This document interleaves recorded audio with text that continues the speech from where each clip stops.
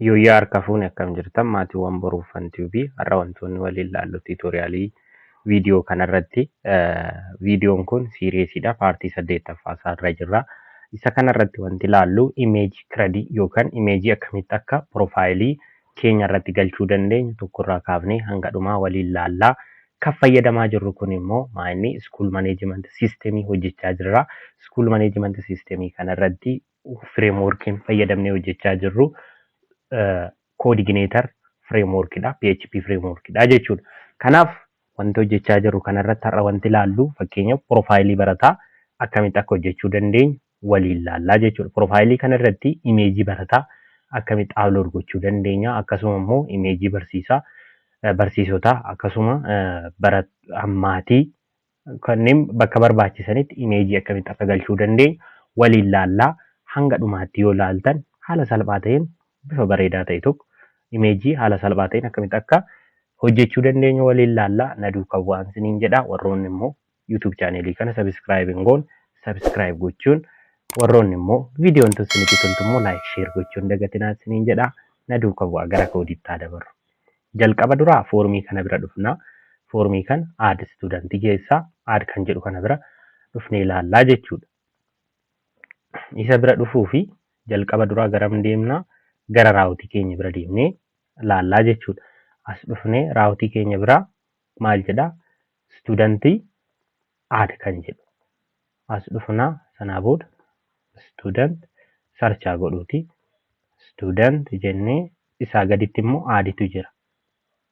Stuudantii keessaa kanaa booda eenyu keessaa? Student controller keessaa add kan jedhutu jira jechuudha. Add student kan jedhu barbaannaa jechuudha. Student controller keessaa add student kan jedhu. Kanaaf eessa dhannaa? Controller bira dhannaa. Walitti deebisina. Controller sanaa booda student controller kan jedhu bannaa. Student controller keessaa immoo add student kan jedhu. Add student fankishinii add student inni immoo maalidha? Studentii foldera view keessaa foldera students jedhu add student kan jedhu keessa jira.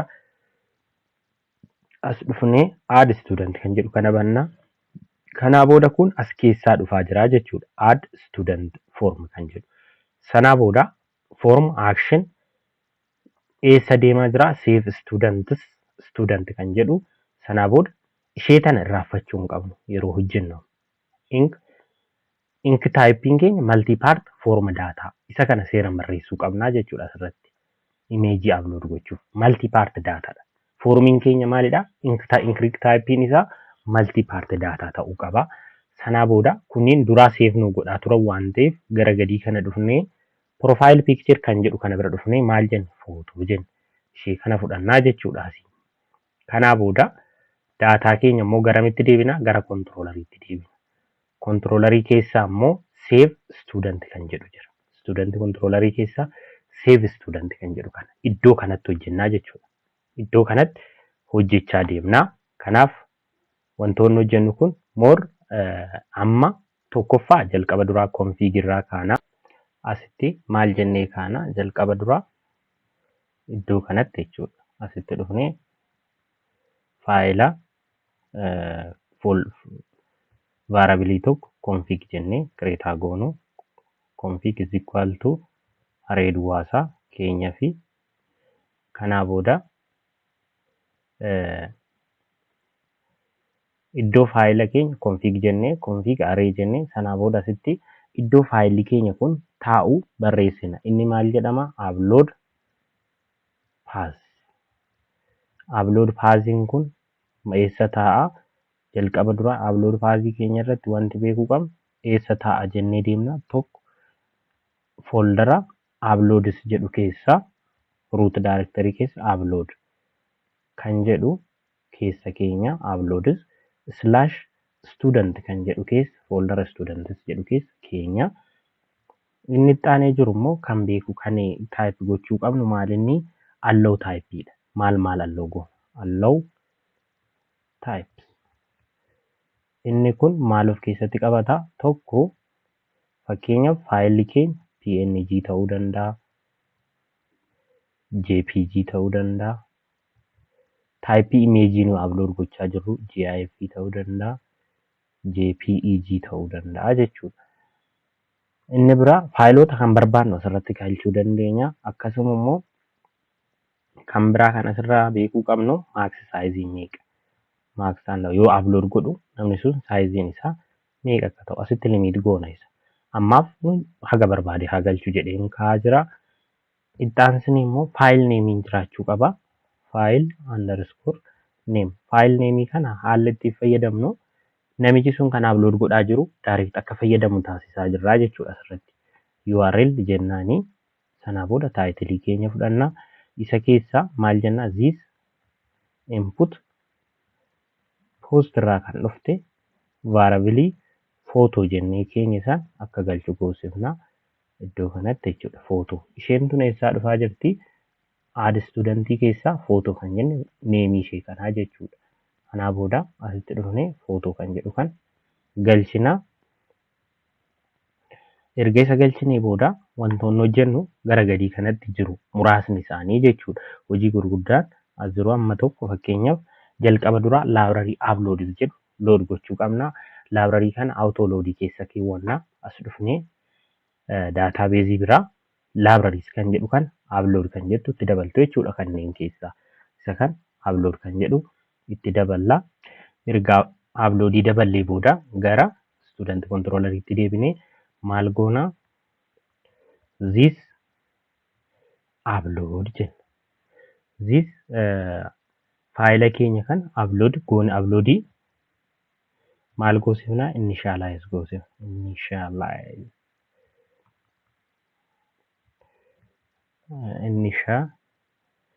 Initialize eenyu config kan jettu variable config kan initialize goosifna. Sanaa booda erga initialize goosifne booda amma deebinee immoo maal goona? Do upload goonaa jechuudha. This upload do underscore upload eenyu photo or kan amma galchaa jirru san photo faayila dhufaa jiru san upload gochuusaa check goosifna. Sanaa booda this jennaanii upload or faayila kana folder tokkorraa haa keenyu. Photo maalaa jennuuni jalqaba dura photo data jedhuuni is equal to jennee this upload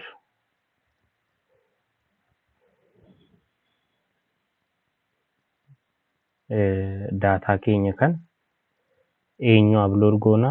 Data upload goosisaa jiru kanaa this upload data jennee semicolon goona.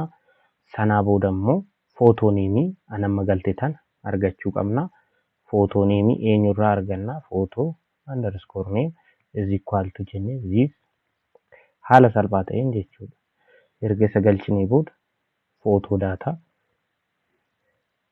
this upload jennee or akkas gochuu dandeenya. Isa kan photo as keessa file name yoo jenne file name keenya san direct nuu kennaa jechuudha.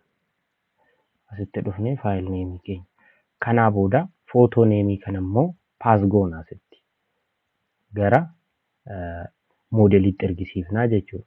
Kanaa booda isa kana copy goonee photo name kan gara student modelii bira deemna. Wanti diid goonuu jechuudha. Student modelii bira faayila student model jennee eessa save student kan jedhu bira dhufna. Iddoo save student jedhu kanatti photo name jennee daballaa jechuudha. Variable tokko photo jennee daballaa. Sanaan booda profile photo bakka jedhu kanatti isa photo variable kan inni replace goona save goona. Kanaa booda kan nu hafu maalinni student controllerii bira iddoo kana kennuufii qabna. Uploads faayilii eessatti create goona? Jalqaba dura isa kan root directory keessatti create gochuu qabna. Jalqaba uploads keessa seenna. Uploads keessa uploads kan jettu tan right click gootanii new file create goonaa jechuudha. Sanaa booda as dhufnee asirra jennee right click new file jennaani new file keenyarra new directory jennee upload goona uploads jennee create goona fakkeenyaaf uploads slash maal jennee student kan jedhu kas asitti finnee barreessina sanaa booda students kan jettu nu kaa'aa jechuudha folder students asitti s tokko dabaluun qabaa jechuudha. Sanaa booda save goona faayila keenya dhannee check goona daataa keenya kan peejii refreshaa goonu fakkeenyaaf isa galchaa jirru kan haa laallu as dhufnee boruufan abdii tolaa jedhuuni username isaa boruufan passwordin isaa 1122 lakkoofsi bilbilaa isaa duwwaa 9 akkas genderiin meelidha kilaasiin inni baratu kilaaseedha imeeliin boruufan jennee maal goona brf@gmail.com jedhuuni kanaa booda sectioniin isaa afaan fiiziksii parentiin isaa tolaa abdiitii bar sanaa booda date of birth 2013 dhalatee haa jennu aduu guyyaa 16 kanaa booda adreesiin Addis Ababaa jennu choose file amma iddoo imeejii filannu fakkeenyaaf avatar 5 kanaa filadhu openaa jennuuni samiitaa goona maal jedha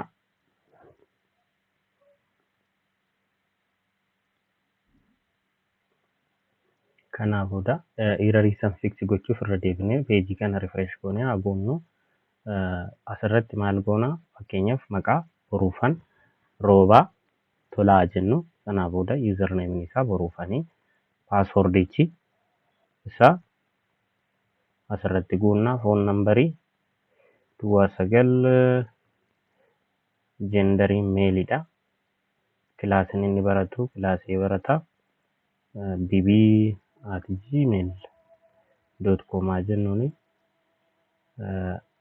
English maafa parentiin isaa boruufantiidha roll numberiin kasaa ta'u sanaa booda bara dhalootaa isaa 2005 meeyii 16 dhalate adreesii akkas goonee profile picture keessaa avatar 5 kanaa filannu sanaa booda samiitaa goonu daataa gaafa samiit goonu daataa keenya galcheera eessa dhannee check goona jalqaba dura as dhufnee uploadsii keessaa as keessa yoo jiraate daataan sun sirriidha yoo hin galchine ta'e errorii qabaa jechuudha kanaaf as dhufnee cheekaa goonu iddoo kana seennee gaafas laallu daataan keenya hin gallee jechuudha maal rakkoonsaa si upload students jpg epg jf rakkoon qabu mood irra deebinee galmeessinu daataa kana yeroo tokko baaggoonee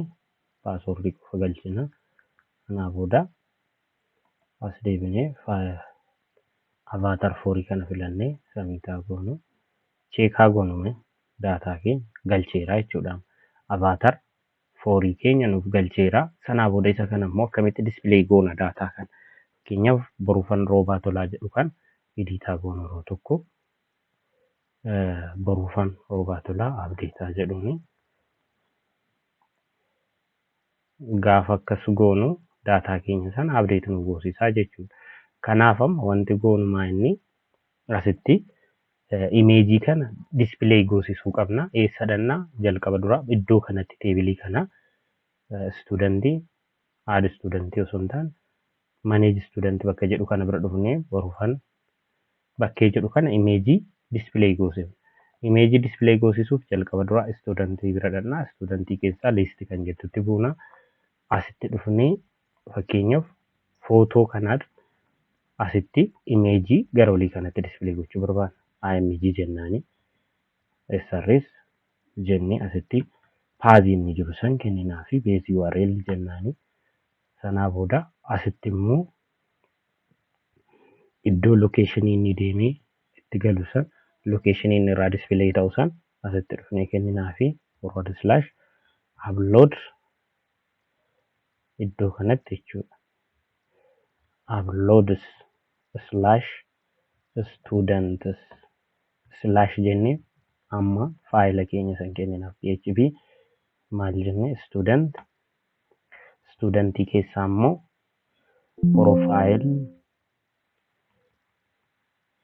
profile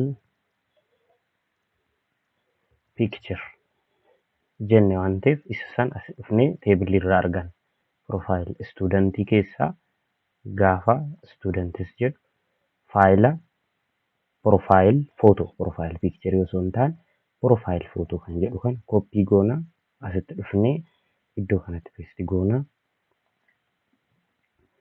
Kanaa booda peejiin keenya display nu ta'a jechuudha. Gaafa akkas goonu maal jedhaa error. Yoo asitti ilaallu maaltu jira footoon iddoon footoo kaa'ame garuu footichi display ta'aa hin jiru. Maaliif rakkoonsaa cheekaa goonu. Jalqaba duraa as dhufnee base URL image photo uploads profile photo sanaa booda mee inspect goonu iddoo kana. Inspect elementii iddoo kana dhufnee daataa keenya argachaa hin jiru isa lammaffaa irraa ilaallu isa kana jechuudha. Isa kana bira gaafa dhufu innis daataa argachaa hin jiru jechuudha. Maaliif faayila keenya kan nuuf dubbisaa hin jiru. Uploads asitti dhufnee maal gochuu qabna echo jenna. Sanaa booda save goonaa faayila keenya refresh goona. Amma avatar 4 asitti ishee isa gara gadii kana olaallee edit student kun ID2 kanarra olaallee avatar 4 open in new tab jenneen maal jedha uploads students avatar 4.png kan jedhu as keessa hin jiru jedha. As keessa amma nuti uploadii keessa faayila upload jedhu keessa avatar 4.png studentsii keessa avatar 4.png hin qabnaa jechuudha. Garuu errorichi isaa maal ture? Asitti rakkoon isaa piroojeektii biraa dhaqee jechuudha. Base URL jennee sanaa booda PHP echo rakkoon asitti uumame echoon goonee isa kana yookaan akkas gochuu danda'uu qabna. Akkas goonee yoo dhiifnes nuuf hojjetaa jechuudha. Echoon goonee display hin goone base URL isa saniif nu baasuu dide. Amma yoo asitti ilaalle maal fakkaata bifa kana qabateera. Garuu CSS isaa daballee fi manage gochuu qabna isa kana. Bifa profaayilii fakkaatoo itti jijjiiruu qabna. Isa jijjiiruudhaaf maal goona as dhufnee style jennaan.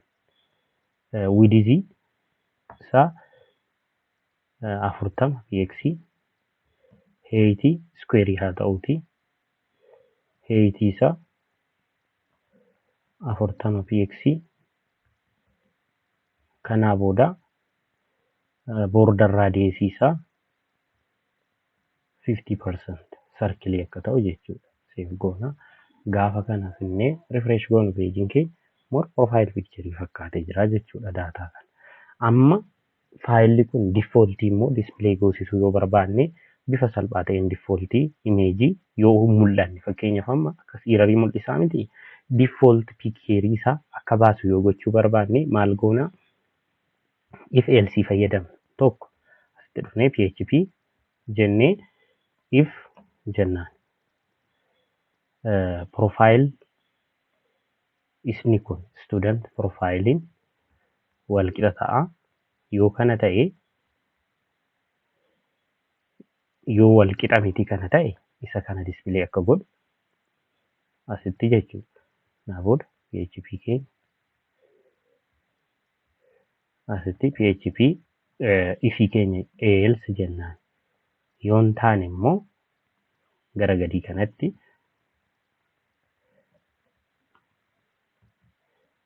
asitti akka hin cufnaa isa kana PHP keenya hin cufnaa. else asitti dhufnee faayila keenya kan isa kana koppiyaa godhu asitti peestaa goonu students jennee maal goone daarektaa barreessu eenyuun barreessaa studentii keessa osoo hin taane user ishee kana jechuudha user minus azirtu tana user minus profile dot png kan jedhu san save goosifna keenyafama peejii kana gaafa refresh goon iddoo kana dhufnee inspektaa goonu rakkoon jiru amma maayinni asii nalii miti jechuudha fakkeenyaaf iddoo kana iddoo student jedhu kana nalaa goonu profile picture bakka jedhu san naliyaa goonu nal isa jalqabaa jechuudha maaliif footoon galchine waan ta'eef gaafa nalii ta'u yeroo inni galchu naliin galcha waan ta'eef asitti dhufnee or jennee hoggaa cheeggoosiif ULL goonaa jechuudha inni ULL amma peejiin keenya if profile picture not equal to null yoo ta'e isa kan display haa godhu else bifa kanaan display goosifnaa jechuudha fakkeenyaaf hoo kana laallee kun default dha kunniin immoo image nu galchaa jiru image biraa haa galchu fakkeenyaaf feeneet dajanee feenuu tokko lama lakkoofsa bilbilaa kan nama sanii hanbarataa sanii galchina fiimeeliidha kilaasiin section B class B dha class B barat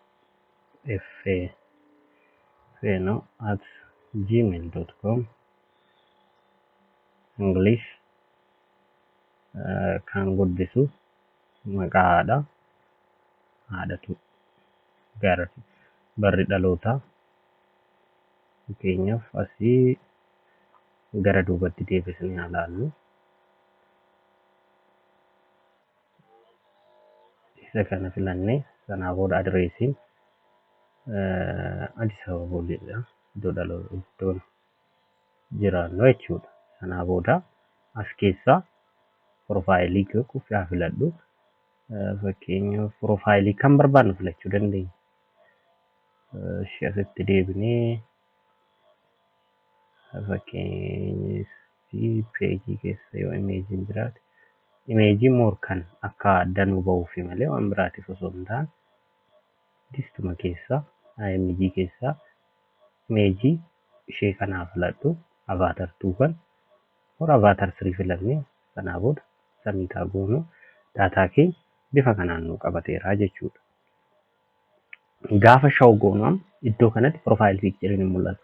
Iddoo karsariin jirtu kanatti immoo profile picture display gochuun barbaada. Akkamitti hojjenna waliin ilaallu. Eessa dhannaa shaw bira dhannaa shaws kan jettu bira dhufnee iddoo kun profile imeejota kana display godhaara asitti jechuudha. Fakkeenyaaf style yoo jennu DV kana roodha asitti dhufnee DV kanaaf wannaaf kennee div jennaani class call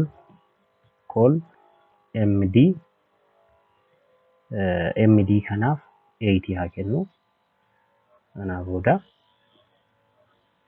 asitti dhufnee immoo div isa profile picture qabu kana 4 haa godhu asitti dhufnee div class call md 8 haa jedhuuni 12 jechuun walitti kanaa booda isa kan kataa godhasi iddoo kanaa kat godheen as fidee pasting godha iddoo kanatti pasting godha sanaa booda profile kashaw irratti hojjenne jira isa saffinee fakkeenyaaf student list irratti waan hojjenne isa kan akkuma jirutti koppiyaa goonu sanaa booda shaw bira dhufnee paste goona eenyudha kan inni fayyadamaa jiru back to student ta'a sorry iddootti hojjechaa jirrutu dogoggora qaba isa kana koppiyaa godhu kataa godhuuti kanaa booda teacherii osoo hin taane studentii folder studentii jedhu bira dhufnee kanaa booda iddoo kanatti jechuudha paste godhu asii booda div class call md8 asitti dhufnee isa kana hin cufnaa kan ammoo asii kat godhee iddoo kanatti paste godhaa save godhaa sanaa booda maal jedhaa show kan jedhu fayyadamna.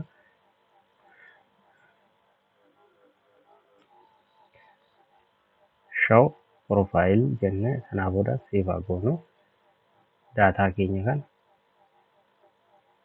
gaafa refresh goonu profile picture xiqqeessee nutti mul'isaara. Amma maal goona iddoo kana